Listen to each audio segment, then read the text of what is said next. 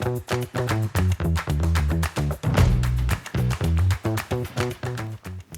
evening, everybody. I hope you liked the sunset. Sometimes just flying a drone is pretty awesome. Good thing about doing a lot of night shifts, you can have a late night cup of coffee and it doesn't affect your sleep in any way. Last summer was the first time I tried Fujifilm. I tried the X-T30. I took it for street photography. If you haven't checked out the video yet, I'm gonna put a link right there so you can check it out. But that's kind of the turning point where I started thinking that should I get myself a Fujifilm camera. At first I was playing around with thoughts that maybe just as a hobbyist, a Fujifilm hobbyist, I would want a Fujifilm camera to take on the streets, just to take some pictures of friends and family and stuff like that. Just something smaller than my Canon, bricks that I had. I love Canon. Canon is the first brand that made me feel success in my photography and video making. Now I know gear doesn't matter, it's all about the skills, but still first it just felt like something different from the things I'd been used to from Nikon and stuff like that. And Canon was the first brand that I bought to myself, because before that all the cameras, all the gear I got were gifts. I was just a hobbyist. I just wanted to try something out. I'd ask for a birthday present or buy it to myself as a birthday present. Then I changed to Canon. I sold my old Nikon stuff, moved to Canon, and everything just felt different. Now, at the point when I was selling my stuff, you would understand that I got a sort of panic attack when some guy contacted me about wanting to buy my EOS R. Joe? Shut up. Holy shit, are you dying? Okay. So why change to Fujifilm? Well, testing out cameras is like driving cars. I think it's like driving cars. You test out different kind of cars, what feels comfortable, what feels aggressive, and it's the same in cameras. For a while, I was a really big fan of BMWs, and that was mostly because of outside influence, like video games and a friend who owned a BMW.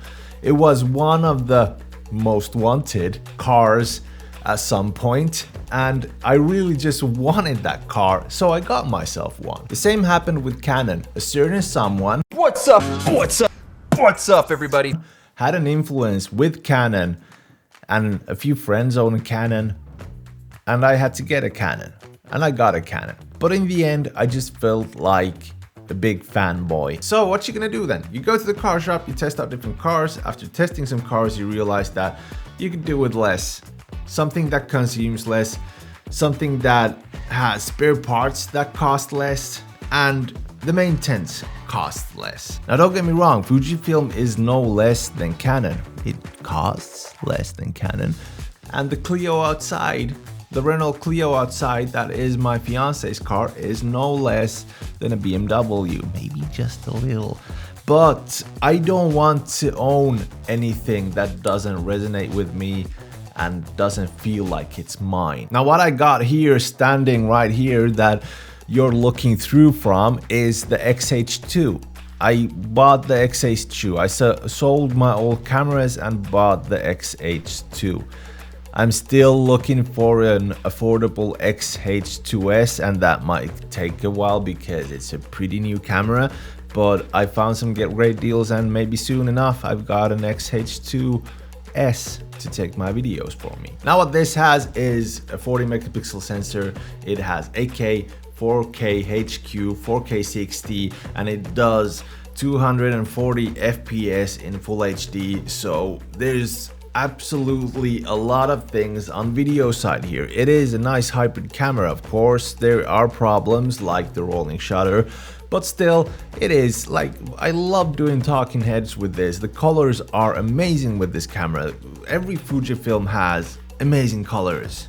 I just love those colors, those resonate with me. And it does have f-log2 that gives you high dynamic range when you're editing videos, and that is.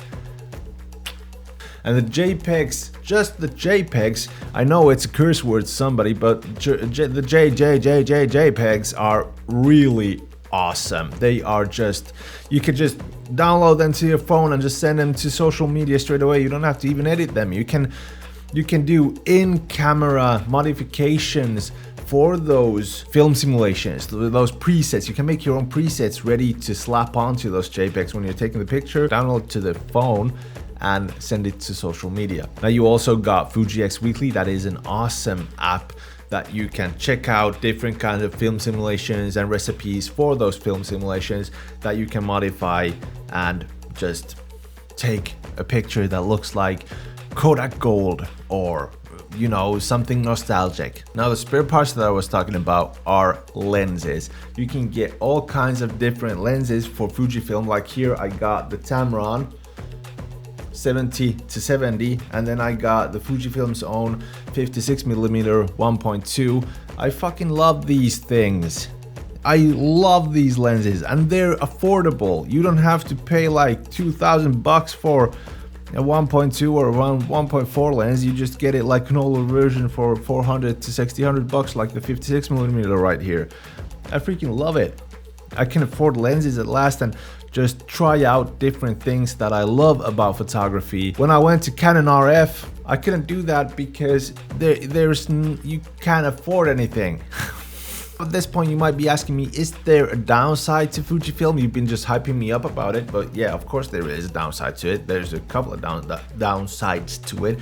First of all, autofocus is not that good. It's not the worst, but it's not the best. And second of all, the rolling shutter that I mentioned about, when you're filming you can see a lot of rolling shutter, at least in the X-H2. And then it's a crop sensor. The crop sensor took a while to getting used to because I turned my back to Canon full frame cameras for a crop sensor. So there's that. But I see nothing wrong about crop sensors. Another rolling shutter and everything, that's just about the X-H2 right now. I have no other information or, you know, experience about other Fujifilm cameras on making videos, but this has rolling shutter and it is awful.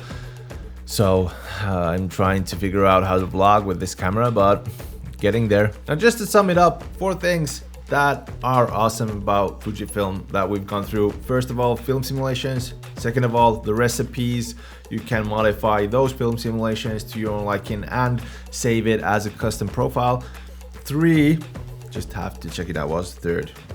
Awesome JPEGs. You can just download a JPEG to your phone. You get awesome colors. You can post it on social media. That's it. You don't have to spend time on editing. If that's something you like to do, I sometimes like to. You can get raw pictures too. You can take both at the same time. You can take raw and those JPEGs. You get a raw picture without any editing, and you get a JPEG with that film simulation, and you can put it into the computer and you can do whatever you want with them. Now, what was the 4th thing? F-Log2. F-Log2, high dynamic range editing, like this video right here.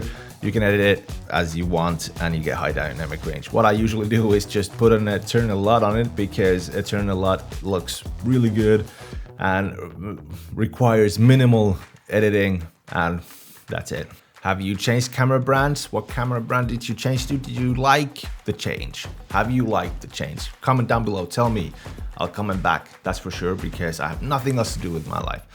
So, pretty much, remember to like, subscribe, hit the bell icon. I'll be seeing you on the next one.